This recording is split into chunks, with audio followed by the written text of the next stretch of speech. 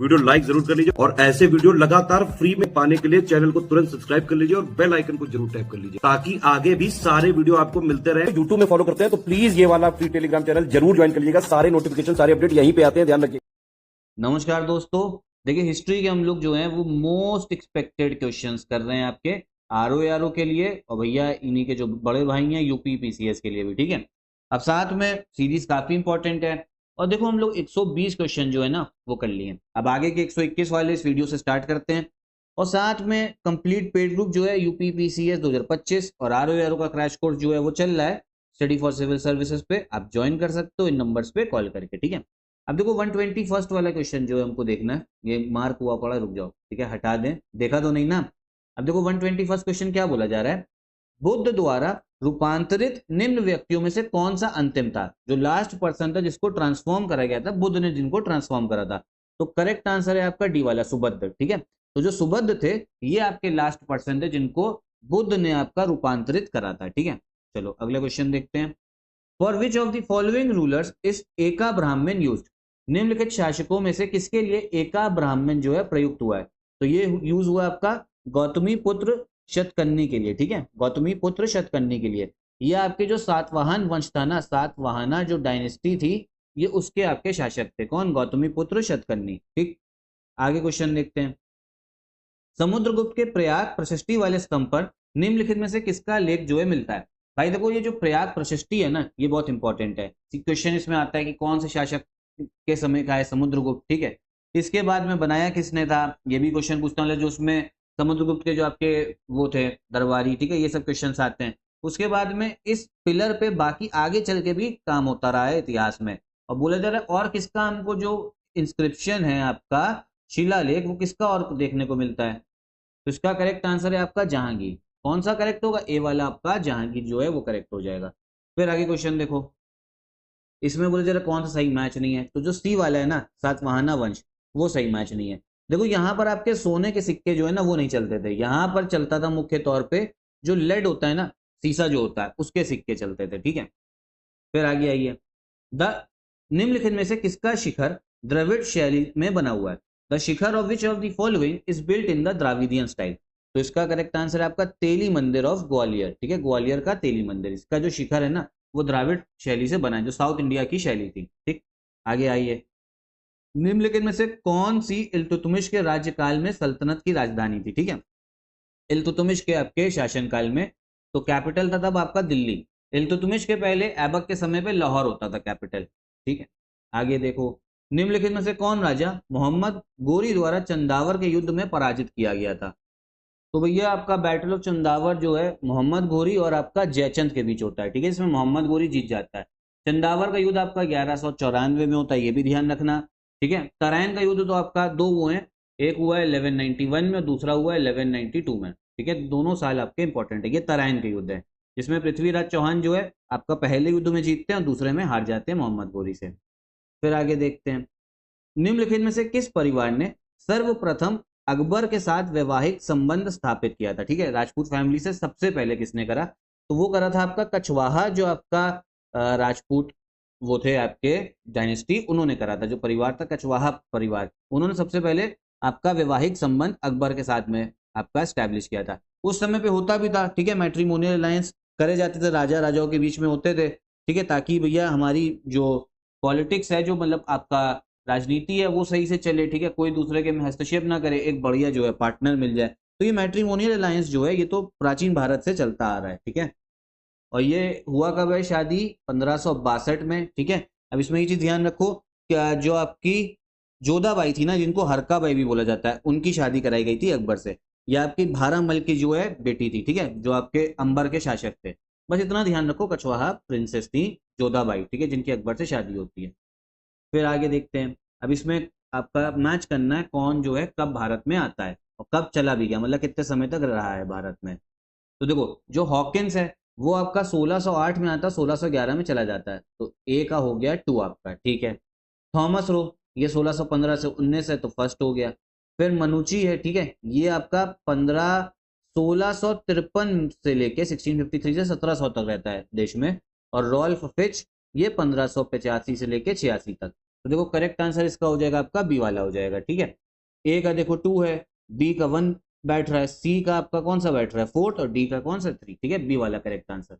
आगे देखिए, निम्नलिखित में से किसने महाभारत का फारसी में अनुवाद किया था?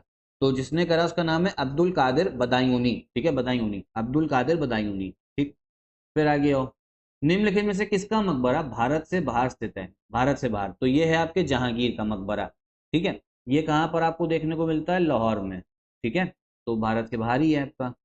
फिर आगे आओ, when was the first T company established in Assam? सर्वप्रथम चाय कंपनी की स्थापना कब हुई थी असम में? तो ये हुई आपकी 1839 में, ठीक है। अगला क्वेश्चन देखो, 1857 के विद्रोह के दौरान बहादुर शाह ने किसे साहब ए आलम बहादुर का खिताब दिया था? ठीक है, साहेब ए आलम बहादुर का खिताब, तो ये दिया आपके भक्त खान को, ठीक है, भक्त खान को।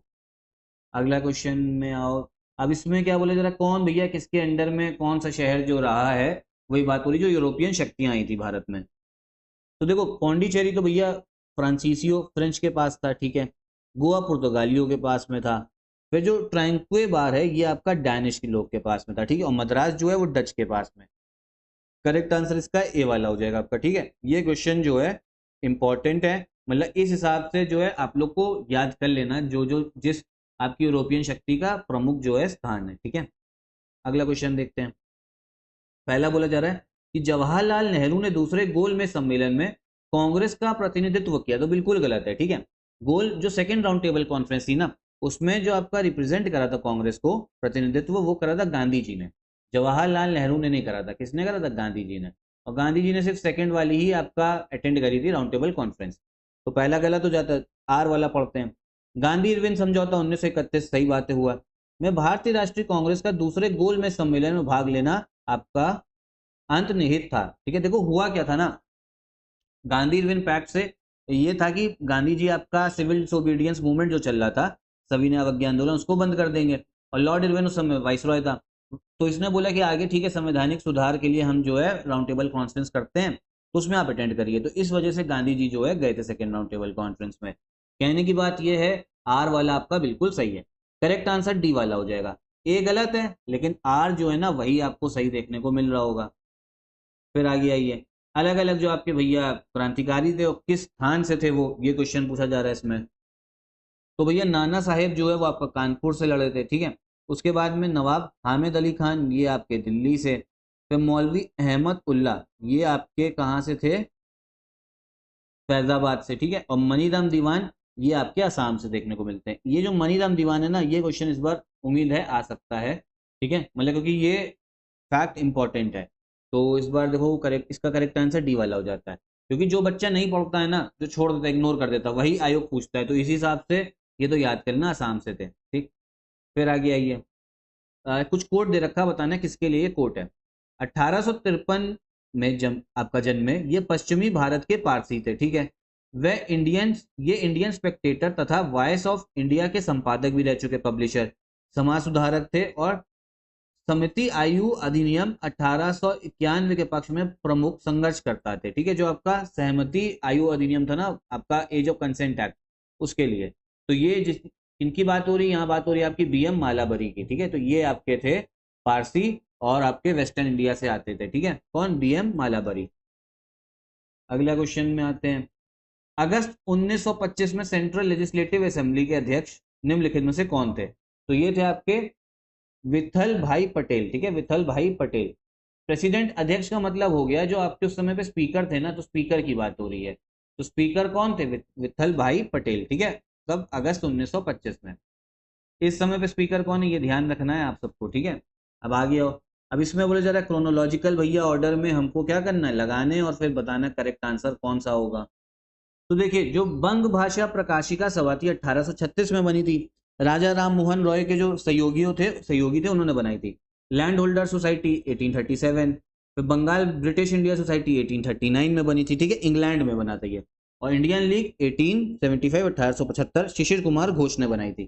करेक्ट ऑर्डर कौन सा हो जाना चाहिए भाई? 1 2, सही ऑर्डर ही लगा, तो ए वाला जो है ना 1 2 3 4, यही जो है इसका सही ऑर्डर होना चाहिए, सही ऑर्डर होना के चाहिए, यही है करेक्ट आंसर। फिर 140 आपका, अच्छा 139 था, 140 वाला क्वेश्चन देखते हैं। बोले जरा कौन सा सही मैच नहीं है, तो इसमें सी वाला जो है ना, ये सही मैच हमको नहीं देखने को मिलता है। बोला क्या जा रहा है, जो अवध इन रिवोल्ट किताब है ना, ये आपका राधा कमल मुखर्जी ने लिखी, तो ये गलत है। ये आपका लिखी है रुद्रांशु मुखर्जी ने। किसने? स्पेलिंग लिख दे रहा हूं, रुद्रांशु मुखर्जी ने, ठीक है, इन्होंने लिखी है। बाकी किताबें देख लीजिए जो इंपॉर्टेंट है आपकी, Indian war of independence VD Savarkar, फिर सिपाही म्यूटनी ये आरजी मजूमदार ने लिखी है, फिर द इंडियन म्यूटनीज, ठीक है, जो विद्रोह होता है जो सेना वगैरह करती है, ये लिखी है आपका डीए आपका एसबी चौधरी ने। तो करेक्ट आंसर इसका जो सही मैच नहीं वो सी वाला हो जाएगा, ठीक है। तो इतने ही क्वेश्चंस हम लोग इस वीडियो में रखते हैं, बाकी आगे क्वेश्चन सीरीज चलती रहेगी, फॉलो करते रहिएगा। काफी इंपॉर्टेंट क्वेश्चन है हमारे आपके पूरे हिस्ट्री के, जिसमें मॉडर्न हिस्ट्री भी आपका, एंशियंट भी है और मध्यकालीन भारत भी है। पता लगता है किस थीम पे आपको पढ़ना है, कैसे क्वेश्चंस प्रैक्टिस करने और कैसे जब कंटेंट पढ़ोगे ना याद आपको कैसे करना है, क्या क्या चीजें याद करनी है।